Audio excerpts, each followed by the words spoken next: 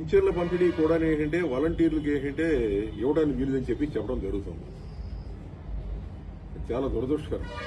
ఎందుకంటే ఇది 4 సంవత్సరాల నుంచి వస్తుంది. ఇది వాలంటరీ వ్యవస్థ ఒకటి పెట్టి మన ముఖ్యమంత్రి గారు అందరికీ ఏంటంటే ప్రతి ఇంటికి వెళ్ళి నువ్వు వెళ్ళి ఇదిగో ఇట్లా ఇవ్వాలి, పేదోళ్ళకి ఏంటంటే ఇవ్వాలి. అదేవిధంగా అక్కడ ఏమైనా ప్రాబ్లమ్స్ ఉంటే ఇంట్లో ఏమైనా ప్రాబ్లమ్స్ ఉంటే ఎన్ని కూడా తెలుసుకొని మాకు చెప్పాలి, చెప్పి అక్కడ సచివాలయంలో చెప్పి వాళ్ళకి ఏంటంటే అన్ని కూడా న్యాయం జరిగేట్టు చూడాలి.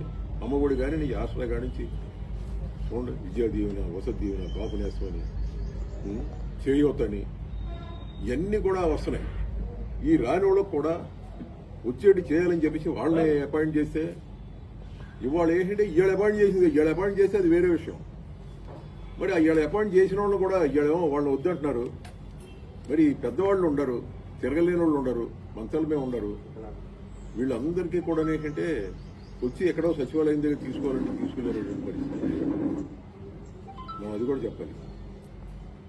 ఎందుకంటే వాళ్ళు తీసుకోలేరండి, రాలేరు. మీ అందరూ తెలుసు కదండి, వాళ్ళు రాలేరు, లేచి రాలేరు కొంతమంది. అటువంటి పరిస్థితిలో ఇవాళ ఏంటంటే చెప్పడం జరిగింది.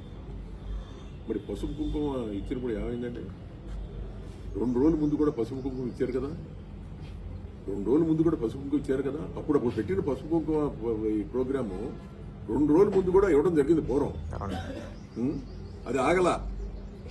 ఇదేముంది, ఇది ఏంటంటే ఒక వాలంటీర్గా 4 సంవత్సరాల నుంచి వెళ్ళి ఇచ్చేవాళ్ళని ఏంటంటే ఆపటం అనేది చాలా దురదృష్టకరం. ఇవాళ